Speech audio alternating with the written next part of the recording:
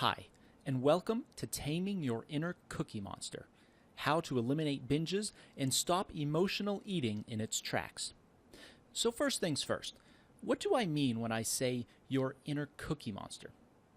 Well, I'm sure you've seen this guy before, probably on Sesame Street or the Muppets. He'll just be walking along, chatting with Big Bird or Oscar the Grouch or whatever, when it happens. Somebody walks by carrying a plate of cookies. Whenever the Cookie Monster is on screen, there seems to be an unusually high occurrence of plates of cookies. But never mind that for now. The Cookie Monster sees the cookies, and he utters a low, monstrous growl. And then he snaps. He loses it.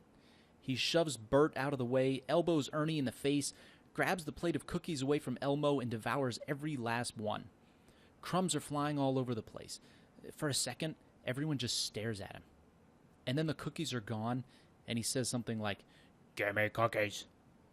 The whole thing only takes about 4 to 5 seconds. There's no doubt about it, the Cookie Monster has a problem. If there was a Muppet rehab program for baked goods, you'd better believe he'd be there in a padded room and straitjacket, rocking back and forth with his hands shaking from withdrawal. Now, that's kind of what I mean when I say your inner Cookie Monster. Don't get me wrong, you're obviously not that bad. Nevertheless, you do have a little bit of the Cookie Monster's behavior inside of you. In other words, you are currently wired to overeat in certain situations. And you have certain things that trigger your overeating. Cookie Monster's trigger is seeing a plate of cookies. So what are your triggers? Well, your triggers are most likely either situational, like walking past a plate of cookies or a box of donuts, or emotional, like feeling stressed, tired, bored, or socially uncomfortable. Situational triggers are not necessarily easy to deal with, but they're simpler and more straightforward to fix. Much of the time, as long as you're aware of the trigger, you can adjust your routine to avoid it. It's a fairly straightforward process. Emotional triggers, on the other hand, are much trickier to address. And there are a couple reasons for that. First of all, emotional triggers are usually harder to recognize. It can be tough to realize that you're eating because you're stressed, for example. Because when you're in an emotional state like that, you're often not very self-aware. But being aware of emotional eating is just the first step. Even when you do recognize emotional eating, it can be tough to stop because your emotions are deep-rooted and they have powerful influence over you. And you don't have direct control over your emotions to top it off. Now, if this sounds like a lot to overcome, well, it is.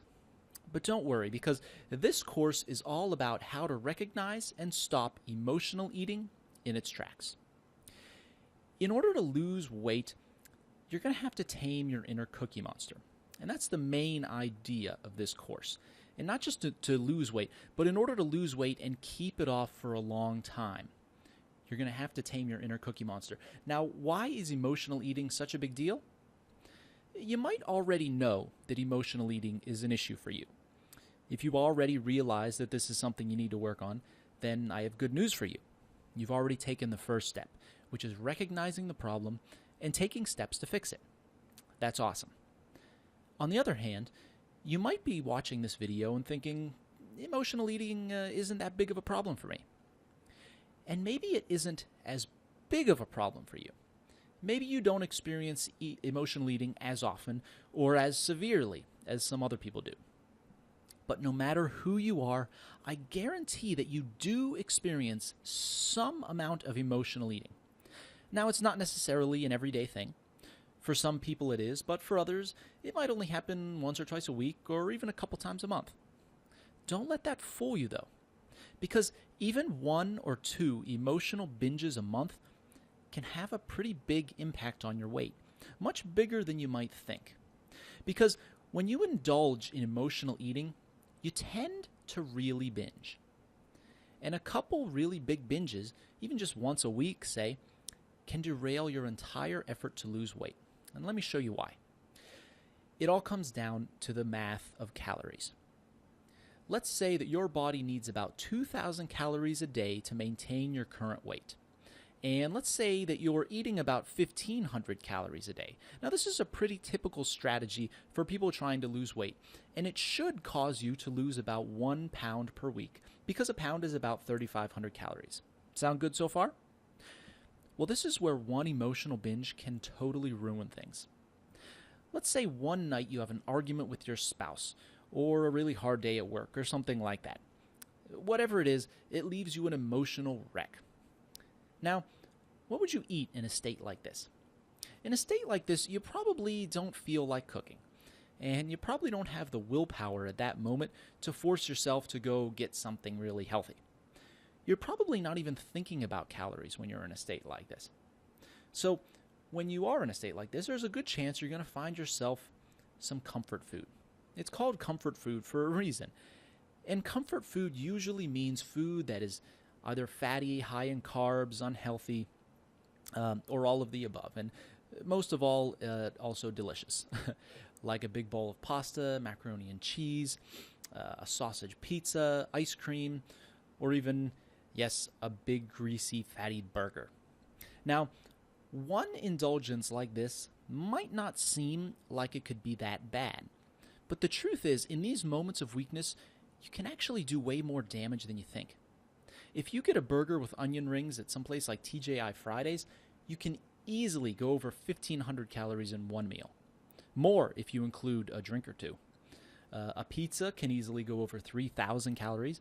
A bag of Oreos can total over 2,000 calories, just a normal sized bag of Oreos. I mean, hell, a bag of M&Ms is over 2,700 calories. And just think how easy it is to mindlessly munch away at M&Ms. You don't even realize how many you're eating. And let's not forget alcohol, which we often seek out in these emotional states. And the calories from this alcohol are just going to go on top of the food.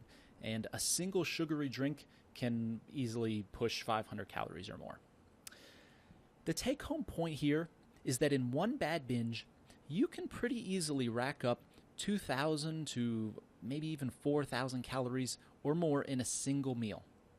Yes, that is really not that uncommon. And remember, your calorie deficit for the entire week was only 3,500 calories. So think about that. One emotional binge can wipe out your calorie deficit for the entire week. It can wipe out an entire week of hard work, an entire week of dedication, willpower, meal planning, healthy cooking, healthy choices. All week you made a conscious effort to eat healthy, to say no thank you to donuts and bagels, to have salad instead, to eat reasonable portions at dinner, to skip the ice cream. You did that for 7 long days with the goal of losing 1 pound that week. And at the end of it all, you could regain that pound, maybe more, in less than an hour with one emotion-fueled binge. This situation happens more often than most people realize. Most of us don't realize how fast the calories can creep up, and don't understand that one bad meal can undo a lot of hard work. Most people just know that what most people do know is that they're trying to lose weight and it isn't working. What they don't understand is why, and they start to get frustrated. And the more frustrated they get, the more likely they are to give up. Emotional eating is something we all do. And this is a fact because, after all, the way you feel influences the way you act, and vice versa. Emotional eating may be a small problem for you, or it may be a huge problem. But the fact is, everybody experiences it to some degree. And that's why I think this course is so powerful, because it teaches you how to recognize and stop emotional eating before it happens. And this is a skill that you can use the rest of your life, no matter what kind of lifestyle you live and no matter what kind of diet you eat. Think about what that could mean for your weight, your health, and your self-confidence over the long term.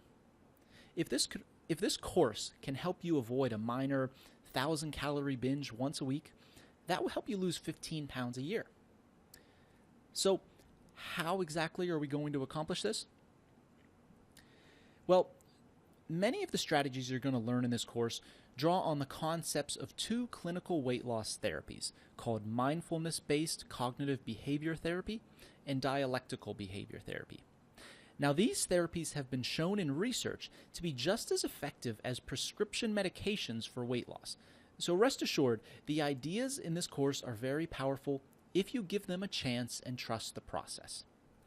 The goal of this course is to help you break free, to break free of distressing emotional loops, to break free of an unhealthy relationship with eating, to break free of using food as a way to avoid negative emotions. It's my hope that this course will give you a newfound sense of empowerment and free you from a mental crutch that's been depressing your spirits and inflating your waistline for years. The two most important concepts in this course are mindfulness and acceptance.